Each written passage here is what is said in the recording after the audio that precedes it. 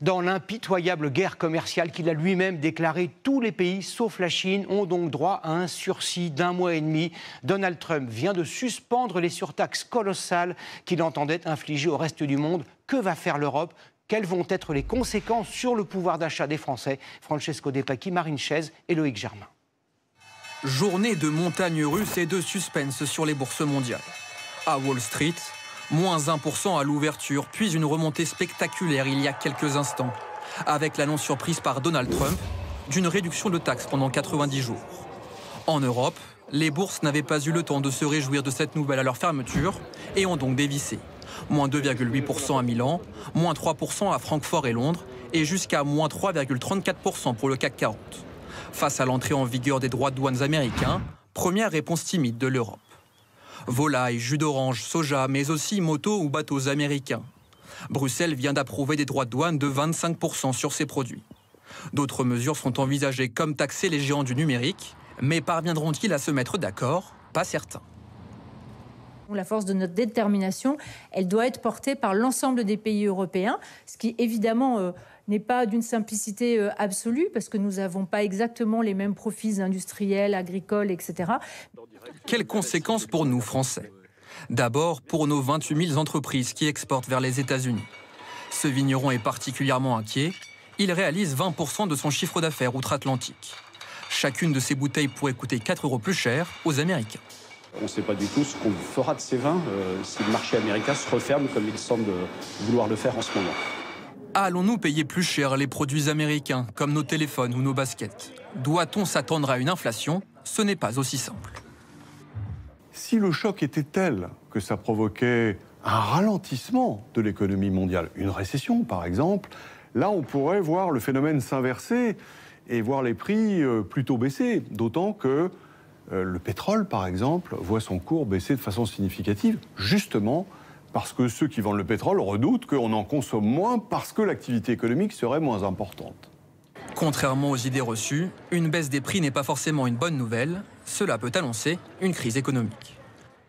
Si dans 90 jours, comme l'a annoncé Donald Trump, ces droits de douane imposés par les Américains entrent en vigueur, nos industriels vont souffrir, une filière en particulier. Les constructeurs automobiles et les équipementiers, 10 000 emplois en France sont en grand danger. Eva Huin, Agathe Viguier et Cécile Madronet.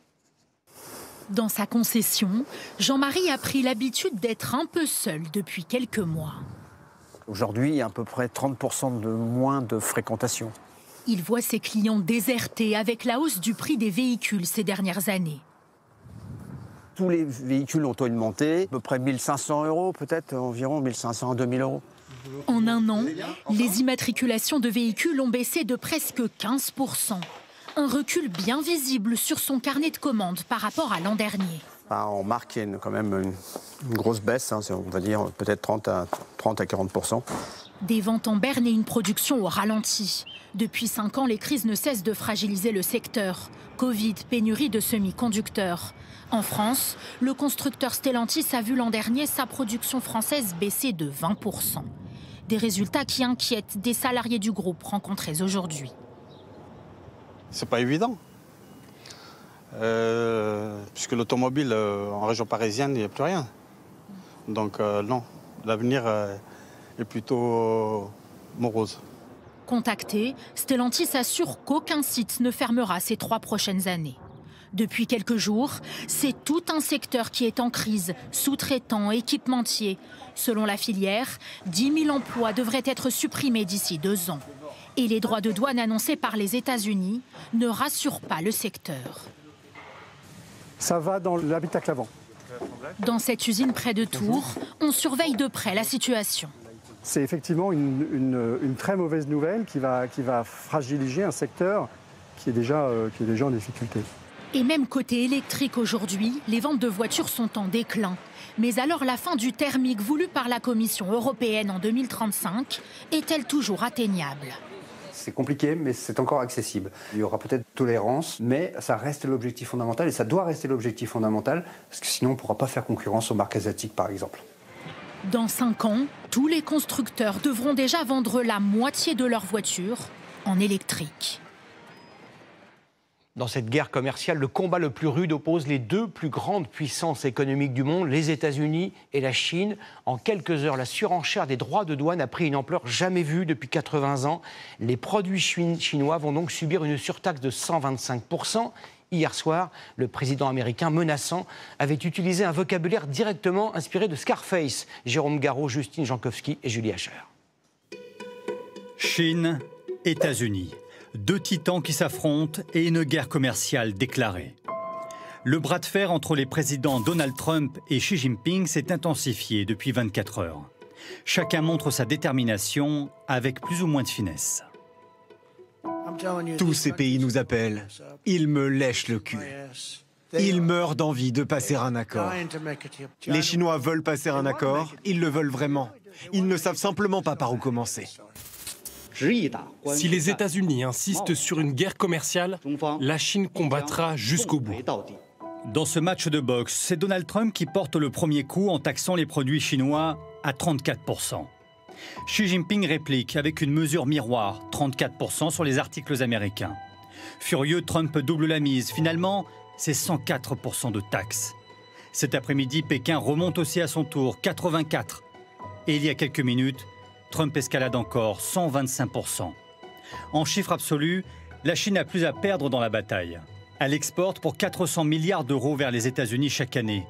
En face, l'Amérique vend 3 fois moins à l'empire du milieu, 130 milliards d'euros. Mais certains secteurs de son économie pourraient en pâtir, comme l'agriculture. On est dans notre ferme familiale.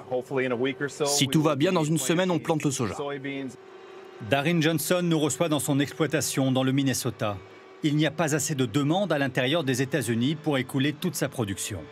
Il y a une certaine inquiétude ici, et même à travers tous les États-Unis, parce que la moitié du soja produit dans notre pays est exporté vers l'étranger. Les prix de nombreuses autres marchandises pourraient augmenter, car les Américains consomment aussi des produits fabriqués en Chine. Nous avons fait le test à Washington et demandé aux passants. D'où vient ce que vous portez sur vous? Ma veste et ma gourde viennent de Chine. Mes écouteurs aussi. Donald Trump veut relocaliser l'industrie du textile aux États-Unis. L'essentiel des vêtements portés par les Américains viennent de Chine, d'Inde ou du Bangladesh. 11 000 kilomètres plus loin, nous avons posé la question aux Chinois. Que ferez-vous si les produits américains deviennent plus chers? Je pense que pour l'électronique, les produits sont équivalents. Pas sûr que j'achèterai un iPhone la prochaine fois. Oui, je m'inquiète. Si les prix augmentent trop, peut-être que je ne pourrai plus acheter de produits américains. Cette guerre commerciale va frapper les deux pays, mais aussi le reste du monde. Entre ces deux géants qui s'affrontent, l'Europe n'a pas encore clairement affirmé sa position. Bonsoir Éric Lombard. Bonsoir Gilles Boulot. Cette incroyable guerre commerciale, cette incertitude, est-ce qu'elle va nous coûter cher à nous, Français? La prévision de croissance pour 2025, c'est 0,9%. Est-ce que c'est le vrai chiffre? La croissance à 0,9%, c'était le chiffre quand on a présenté le budget. On a décidé de la ramener à 0,7%. Compte tenu des incertitudes, et on vient de voir un élément aujourd'hui, le 0,7% est ce qui sera présenté en Conseil des ministres la semaine prochaine. Vous ne reviendrez pas ici dans 2 mois en disant c'est pas 0,7, c'est plutôt 0,5 ou 0,4? Ça dépend en réalité des négociations qui vont s'engager avec l'Amérique et des décisions qui sont prises sur les droits de douane. Si on réussit à faire rebaisser les droits de douane, on peut même avoir mieux, et sinon nous verrons. Cette totale incertitude, la réaction de Donald Trump, peut-elle amener la France en récession? On avait anticipé ce jeu compliqué avec une annonce très forte et des négociations dont on nous avait toujours dit qu'elles commenceraient à Washington lors des réunions du G7 le 22 avril. Si les droits de douane devaient être maintenus là où ça a été annoncé, en fait ce seraient les États-Unis qui seraient en difficulté d'abord. En réalité, l'impact sur la France serait modéré, puisque les Américains seraient sans doute en croissance faible, avec une inflation plus élevée, mais ça ne touche pas directement la croissance française. Mais s'il y a moins de croissance, de 0,9 à 0,7, il y aura moins de recettes. Est-ce que vous dites ce soir que malgré tout, vous n'augmenterez pas les impôts des Français en 2025 ? S'il y avait moins de croissance, même s'il y avait moins de croissance, nous n'augmenterons pas les impôts en 2025, puisque nous tenons l'axe des dépenses publiques telles qu'elles ont été votées par le Parlement. Nous ferons ni plus, parce qu'il faut tenir l'objectif de réduction du déficit, ni moins, parce que nous ne voulons pas aggraver la situation. Pour être tout à fait clair, il n'y aura pas de hausse de TVA, pas de suppression de niches fiscales et pas de prolongation de la contribution exceptionnelle sur les grandes entreprises. Rien de tout cela. Est-ce qu'on parle du budget 2025 tel qu'il a été voté? Oui. Dans ces cas-là, il y aura rien de tout ça. Non, et 2026 2026 non plus. Nous avons déjà dit que nous n'allions pas reconduire la surtaxe sur les grandes entreprises.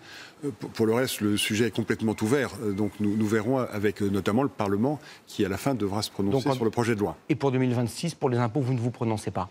Nous avons toujours dit que nous ne voulions pas augmenter les impôts ni des Françaises et des Français, ni des entreprises, et que l'essentiel de l'effort serait fait par la réduction des dépenses publiques, celles de l'État, celles de la sécurité sociale, en maintenant la qualité de notre système de protection sociale. Précisément, la ministre du Budget, Amélie de Montchalin, qui dit quoi qu'il arrive, il faudra faire 5 milliards d'euros d'économies supplémentaires.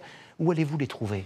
Les 5 milliards ont été décidés par la ministre, avec l'accord du Premier ministre naturellement, et avec le mien, puisque en réalité c'était une réserve.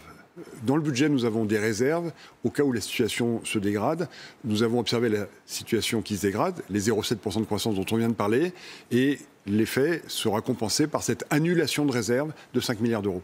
Une question sur les entreprises en grande difficulté. On a vu tout à l'heure le secteur automobile et équipementier, 10 000 emplois menacés. Allez-vous aider ces industriels quoi qu'il en coûte? J'ai reçu avec les ministres de Bercy les grandes filières d'entreprises. Nous allons les accompagner, nous allons regarder ce qui se passe.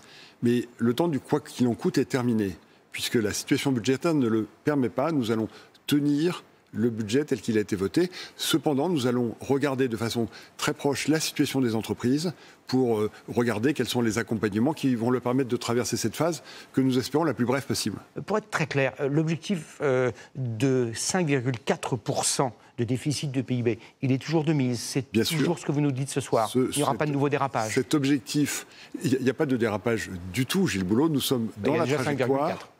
Nous sommes dans la trajectoire et on est engagé sur le 5,4. Et plus important encore, d'être au-dessous de 3% en 2029. C'est ça qui permet de réduire notre dette et de retrouver notre autonomie financière. Merci beaucoup, Éric Lombard, d'avoir répondu à nos questions.